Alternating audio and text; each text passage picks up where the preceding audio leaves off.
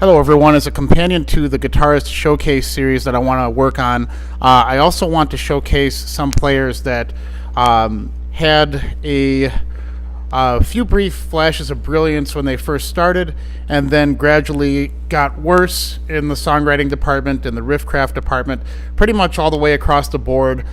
Just overall poor displays of musicianship, and it's a shame because the longer everyone has their tenure last in pretty much any genre, it seems like that spark dwindles, the creative aspects just get shot, the overall command of the music seems to lose focus, and it just seems like things should go the other way, but they traditionally don't. So there's plenty of players in the metal genre that have been around forever, 30 years or so, and you can pinpoint the things that are going wrong in their songwriting prowess. And a lot of them you could just write off and just be like, oh, they don't have it anymore. But what I want to do is showcase why they don't have it, or what they're doing to show that they have lost their way in terms of knowing how to present a concrete idea in songwriting, or just to showcase that you have any kind of semblance of telling a story where you can get the audience to understand what you're trying to do from point A to Z, with any semblance of form, substance, any of that. Who I wanted to focus on today is Jack Owen, who many may know from Cannibal Corpse. And Cannibal Corpse is everyone's favorite whipping boy. I get it. Death metal band gets popular. Your cult thing that you love so much is now in a movie with Ace Ventura. I get that is offensive to a lot of you. And the over-the-top imagery, the graphic gore and stuff, it makes a parody of what death metal could stand for. I get all that, but it's not fair to write off their entire catalog, because there have been moments traditionally with the band that showcased a lot of songwriting brilliance, surprisingly. And I want to show around the fourth and fifth records, each member of the band started doing their own composition towards the records they were working on. So around The Bleeding and Vile, everyone had their own songs, and one of the earliest ones is Perverse Suffering from the Vile record. And this was the record that, after hearing what Jack had contributed, it made me look forward to what he would do in future records. And every record since then, it's just gotten worse and worse. But this first song I wanted to showcase, Perverse Suffering, has a lot of great songwriting choices. There are melodies that you're not going to forget. It's confident in the abrasiveness of the less consonant riffs, and when it does want to give you memorable parts, it does so in a way where you can hum the melody, but it still has a sinister quality to it. The song kind of morphs as it goes on, where you'll see themes repeat in a way that is not really as familiar as what they had initially presented it as, and the song ends in a way where all of the themes fit together.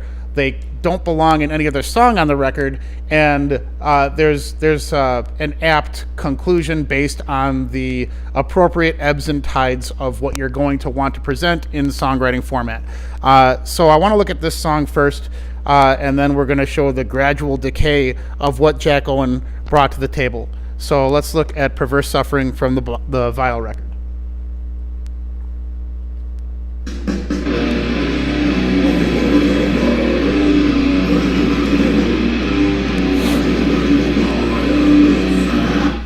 So what I want you to notice right away, that that power chord thing that they do at the beginning of each phrase here is going to be one of the central themes of the song.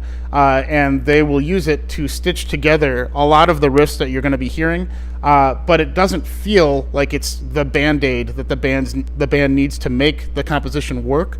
You're going to be hearing it either be used to piece riffs together, or to be the focal point of the riff, or to present itself as a transition.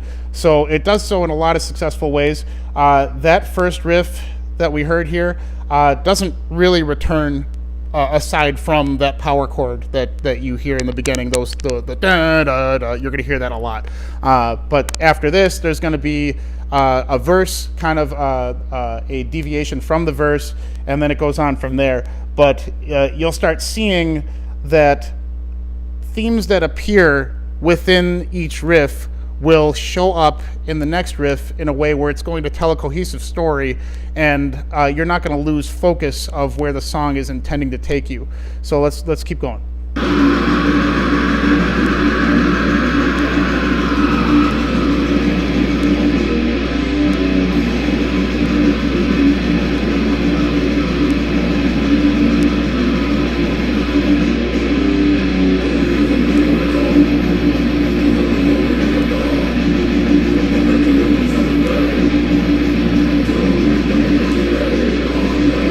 So right there you have a verse riff where it starts off with a notey pattern, and when the vocals break, you have the open chug. That happens 4 times, and then they utilize that 3 power chord thing that you hear in the very beginning of the song to stitch together to the next part. And where you think you're going to hear the same exact pattern for another set of 4 phrases, they end up bringing in that theme from the beginning of the song over and over to make the phrases connect, as opposed to having it be the open chug. So already when you are getting to hear the verse repeat, it already is kind of morphing into something else.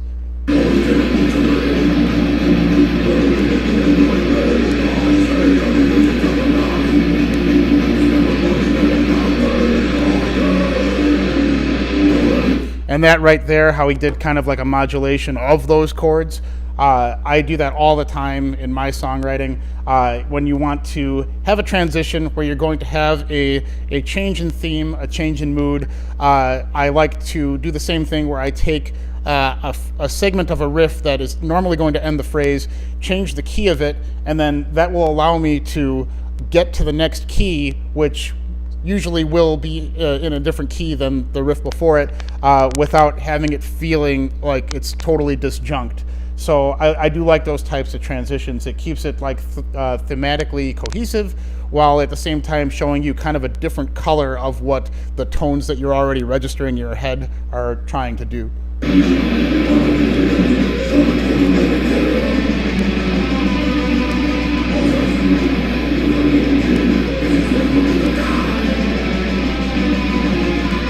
So you have a similar type of riff pattern where the structure is like a palm muted notey phrase, and then the tag at the end of the riff, some people call them tags, the tail at the end of the riff is like that finger tapped section that's in a minor third.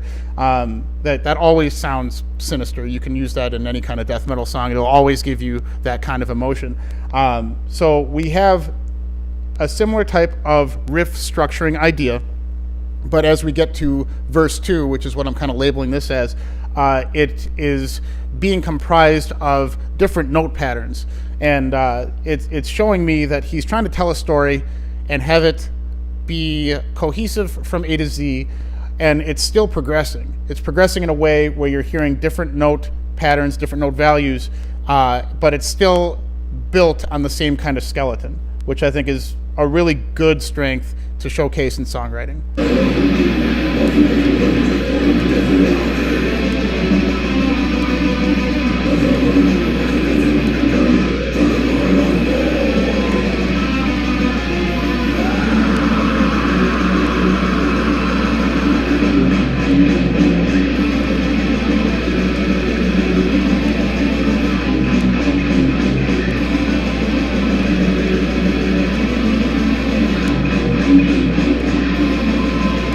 So this instrumental break is totally built on that minor third interval, very sinister sounding interval, and it still has those chugged power chords in between. So the song is kind of built on the idea of having the high register clash with the low register, or have the busy sounding part clash with the simplistic sounding power chord part. And this is kind of the segment of the song where you really see that come to life.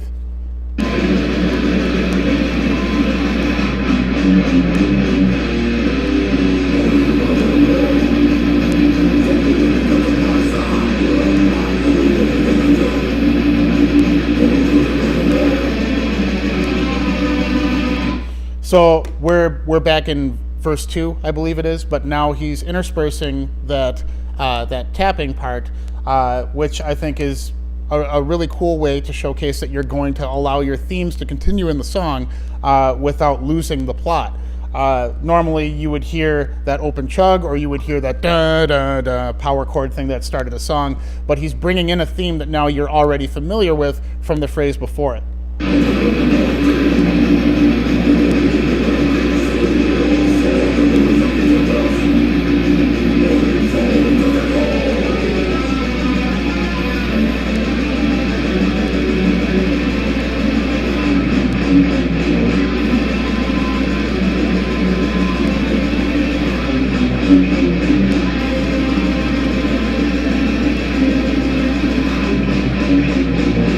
I don't know if you could hear that really well, but instead of staying within the same note values, he brought it up another minor third.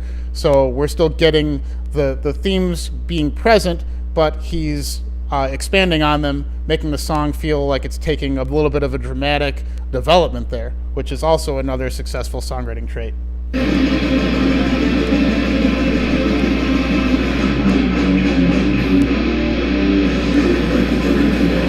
I normally rag on the percussion dropout there, but I think it totally works here because it dropped out during that familiar theme from the very beginning of the song, which is going to be wedged in your head at this point.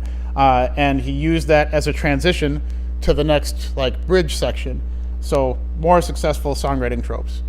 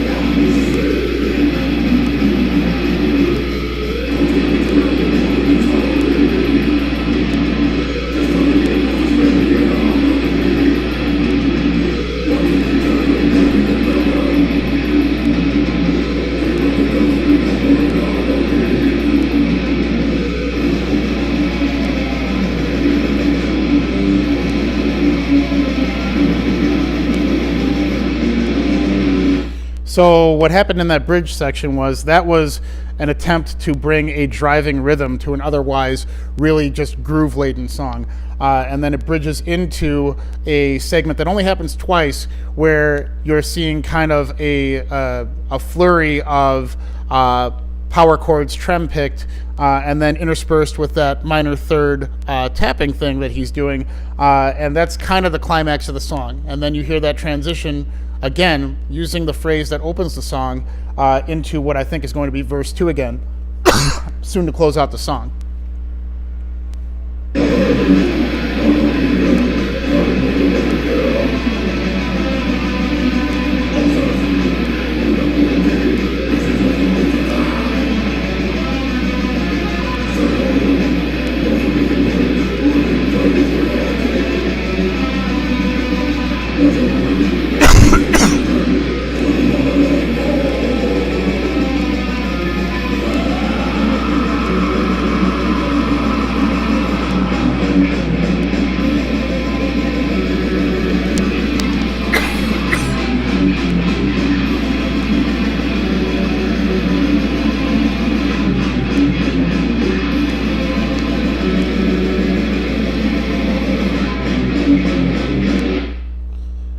So as you could see, the song had consistent flow. Every part felt like it naturally flowed into the next. There wasn't a dramatic mood shift. There wasn't a dramatic tempo shift. These are all things you can do. You can harness the ability to do that and do it well. But a band like Cannibal Corpse, that's not going to be their focus. But if you're a fan of the band or you're not, like, obviously there's going to be way less fans of the band watching this channel than there are going to be fans of the band. It's really hard to deny that song is very compositionally solid. So what I want to do after that, about 4 records after this, Jack Owen exited the band. And the last song that he had recorded for the band is probably the worst Cannibal Corpse song in their entire catalog. It had only been, I don't know, like 7 years. And in 7 years, you can gain a lot of songwriting craft. You should be able to figure out how to stitch parts together. You're not going to be coming to practice with, I've got a bag full of shitty riffs and let's just stick them together without any forethought, unless you're just trying to get paid. And clearly, if you followed the band, he had indicated that he just did not care. He wanted to just do the band to make money, and that was it. But regardless, when at this point they had like 15, 20-year career, putting a shit stain on their song catalog with what I'm about to show you, it just shouldn't happen. But anyway, we're going to move on to the song Slain from the Wretched Spawn.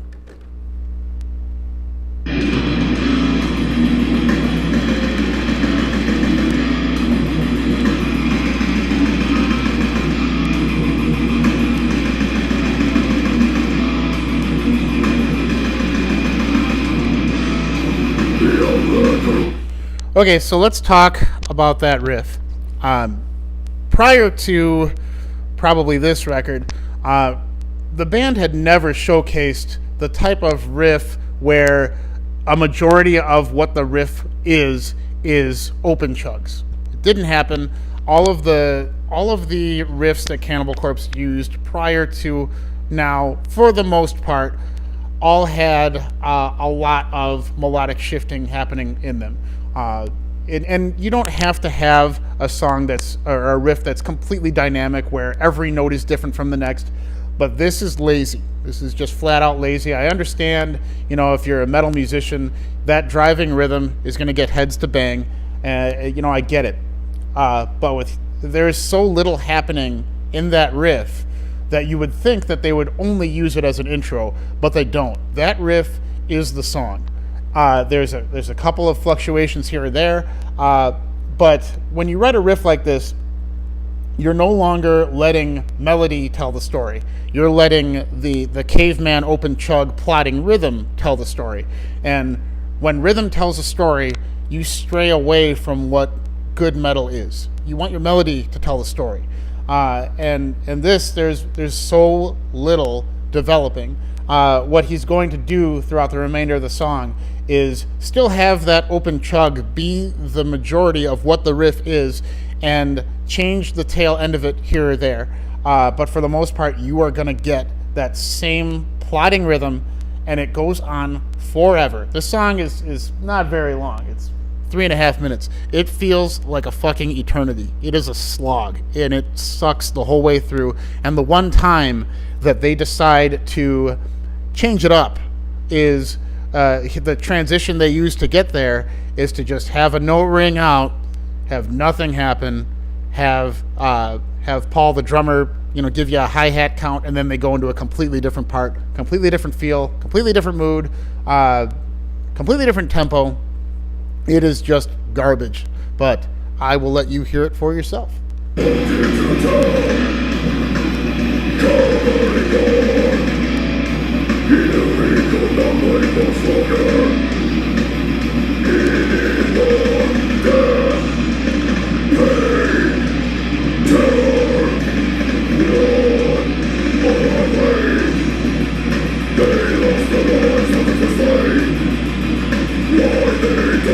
So I understand that the goal of this song is to have there isn't a tempo change, but there is like a beats per minute change with the drums, where he double times what he's doing on the drums for half of the riff, and the goal is to be jarring with that dynamic, and that's a cool technique to utilize, but to have that be the backbone of your song and to do it over and over and over again, it loses the impact of what that can do for you in your song.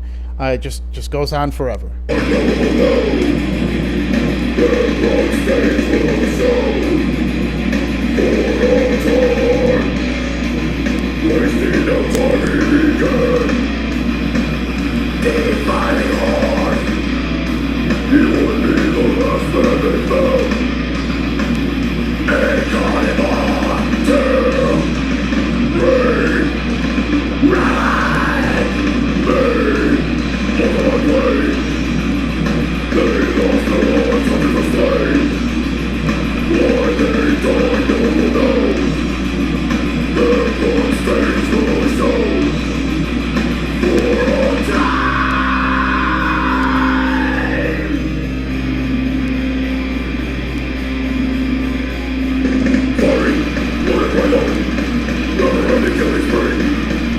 That's what I'm talking about right there. When you have a song where you drive that theme into your head for, where are we at right now? We are at 1:37 of the same exact type of riff, and then you just take that break and count off something completely different, that you have lost the plot completely. You would have never seen that kind of shit going on earlier in their catalog, where the riffs actually told a story in terms of having a melodic backing. This has no melodic backing. It's just that plotting rhythm, and then the one time they're going to change to a different riff, they just have notes sitting out into the ether, count off something else, and then go into it. It's just lazy. It's very lazy. I don't want to spend much more time on this song. I'll just explain to you what it's going to do later.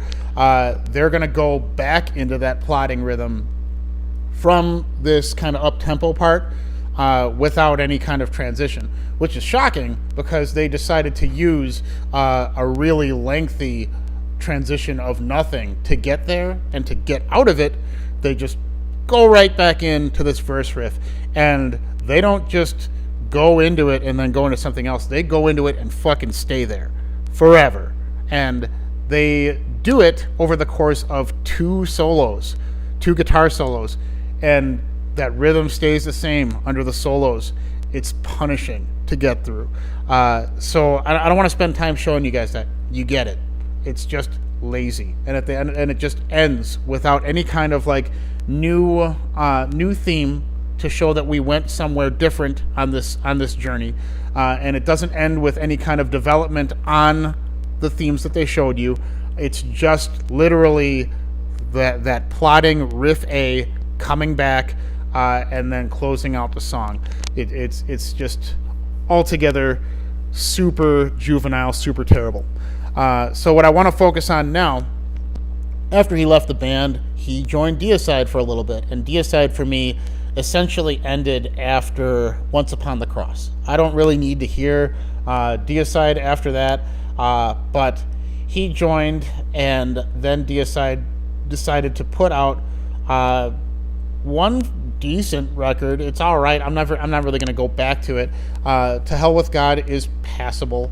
There's it seems like it's inspired for the most part, but the one after it, In the Minds of Evil, super bad. And the one song that Jack Owen wrote for that record is likewise super terrible, and it mirrors this song in a lot of ways. So I'm going to show you that next, and then we're going to move on to the Graveyard of Heroes band. We're going to go to 6 Feet Under, and it's a shame that I have to show you guys that. Oh my God, in their press release for the most recent 6 Feet Under record, they let the cat out of the bag that Jack Owen wrote all of the material.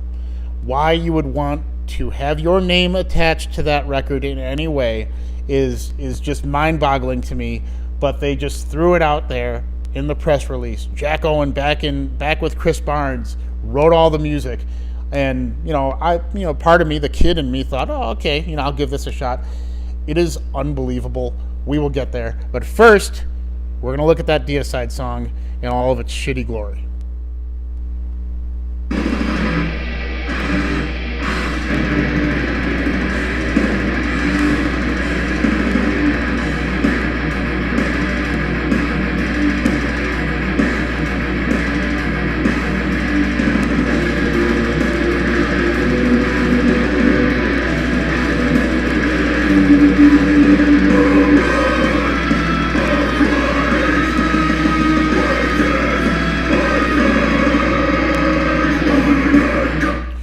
Okay, so as you can see, the main theme for this song is another plodding power chord chug riff with a tail at the end.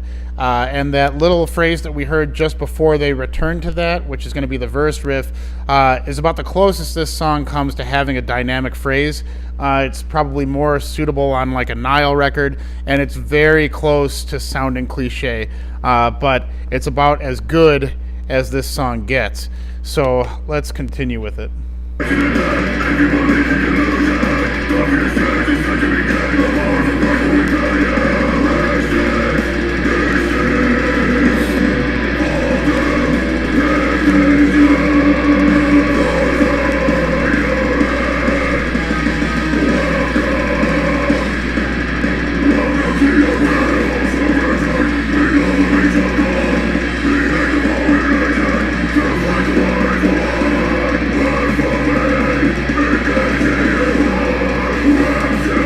So we had a bit of an awkward transition there, and then kind of a breakneck tempo change, which is fine. It definitely works in certain scenarios.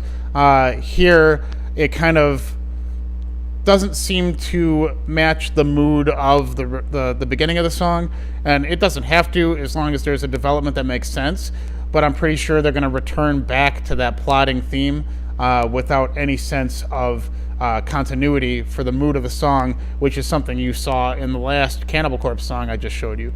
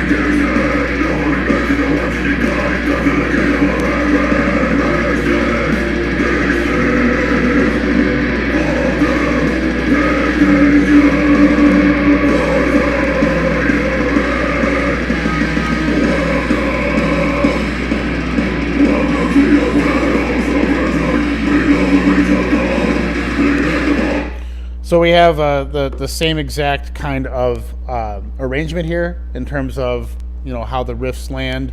You have the ABC type of thing going on with the same exact tempo change.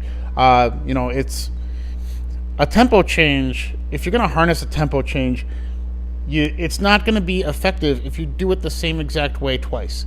If you want to have something sound jarring and you do it twice exactly the same way, that impact is totally gone. And you know, there's a fine line with metal composition between being predictable and unpredictable in a way where it's going to be compositionally solid and still present you with a palette that will tell a story in a more interesting way without losing the plot. Predictable is a bad way to kind of say what I'm trying to get at.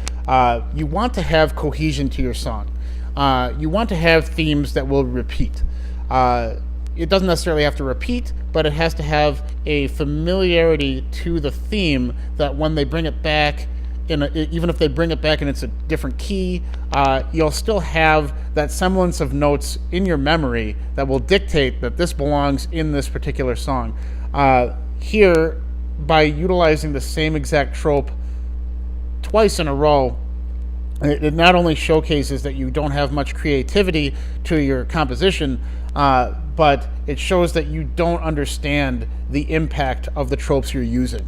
And I'm pretty sure that there isn't any kind of interesting developments in the remainder of the song.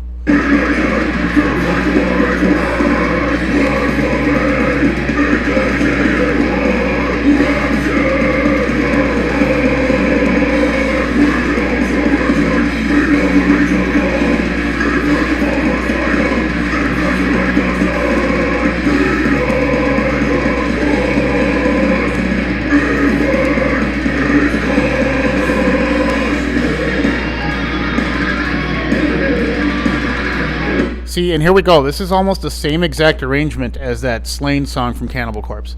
I didn't show it to you because I didn't want to torture myself with that riff anymore. But as that song progresses, they bring you that chugging verse riff twice after the bridge of the song, and they have a guitar solo over it twice.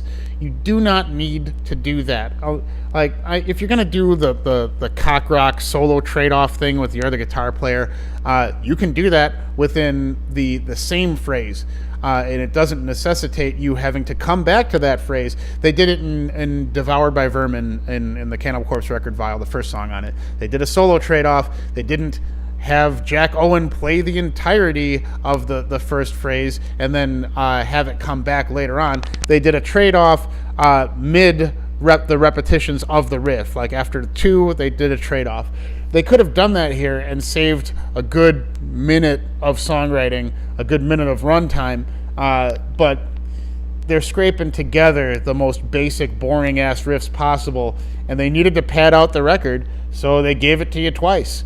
And sometimes twice ain't nice. This shit should not happen. It's just, with Deicide, what you want first and foremost is that ferociousness in the command of the material. If you're going to listen to the first 3 records, you're going to hear that vicious approach.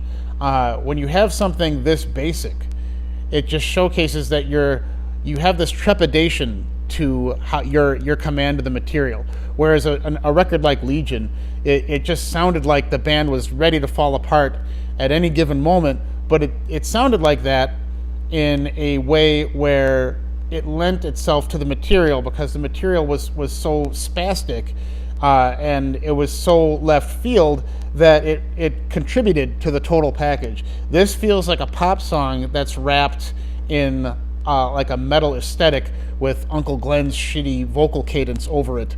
It gets old real fast.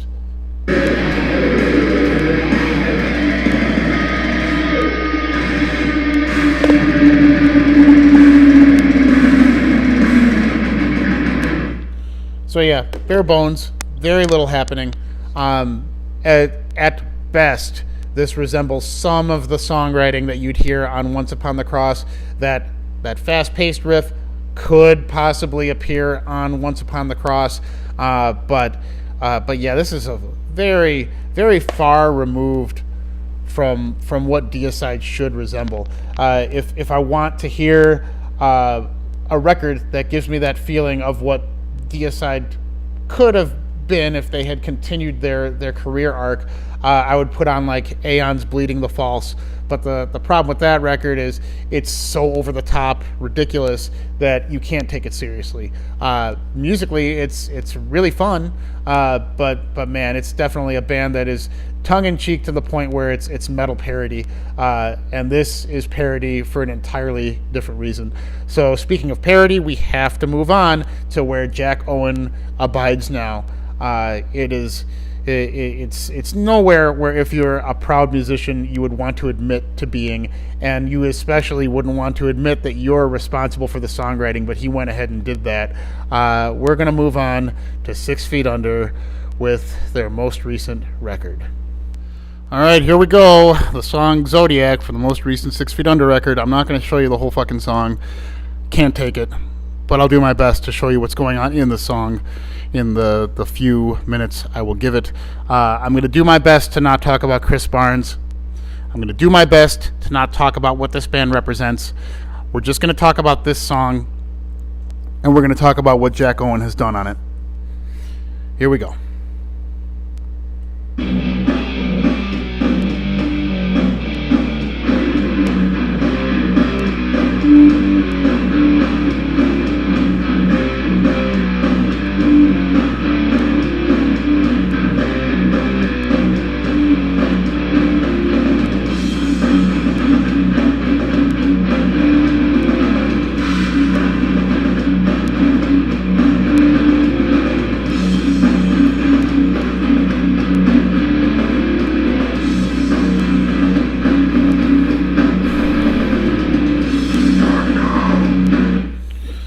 All right, let's give it an analysis. So, the band started with Obituary members, and if you want to sound like Obituary, this is like he's like what the 18th songwriter this band has had. To be able to pull off that Obituary sound with this many member changes is true to what the band is trying to represent. That being said, this is as D- as a metal riff can be, and Jack Owen loves chromatics. He loves to have. If you listen to Cannibal Corpse, you listen to any of the bands he's in, he will always have a descending phrase happening. If you listen to a song like "Dormant Bodies Bursting," if you listen to a song like "Savage Butchery," those songs he wrote, they all have that same kind of chromatic descent. He's doing it again here, and he's doing it within the confines of a more sludgy kind of obituary type of sound. And I get that the band does not want to be good. The band is essentially a meta joke at this point, but the having the entirety of the riff essentially be those open chugs. He's doing it again. He did it in Slain. He did it in the last song from Deicide. He's doing it here, and then you have the tail end. That kind of shit is that riff structure. You're going to see a lot more in rock. You're going to see that a lot more in pop, where there's nothing happening for the majority of the phrase, because when nothing happens, you allow the vocals to take center stage. And I don't know why you'd want to do that in this band, but anyway, when you have a riff like that, it's like I said before, it doesn't really resemble what the riff stylings of metal are. And this band is, as aesthetically, they're as death metal as it gets, but the riffs are essentially, death and roll, however they want to call that shit. And this is it's totally hinging on that open, slow chug. And the tail at the end of it, that chromatic shit he's doing with the power chords, is a total afterthought. But I'm going to go a little further, as much as I can handle it, and give you as brief a synopsis as I can.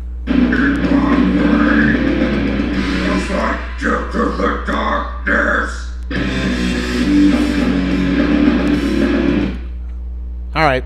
If you have... You know what? I'm not going to talk about him. I'm not going to talk about what that was. We're just going to move on.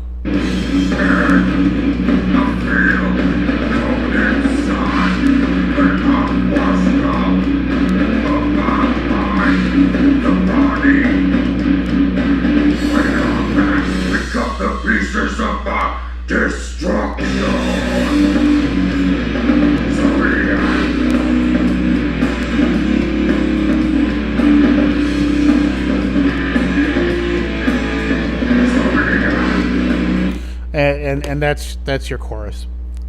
So they go back into the chugging bullshit. They do the chorus again. It's your typical pop song arrangement. There's one thing that happens. I don't want to show you. I don't want to listen to this anymore. But they flip-flop the way the verse, verse A, verse B. There's a chugging pattern that flip-flops where when you first hear it, it's A-B. Second time you hear it, it's B-A.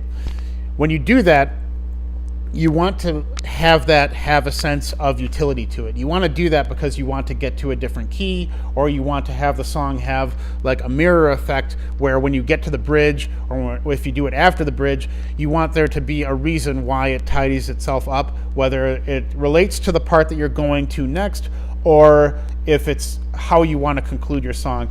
This doesn't feel like it has any kind of catharsis for it. It's just something that they did just to do it.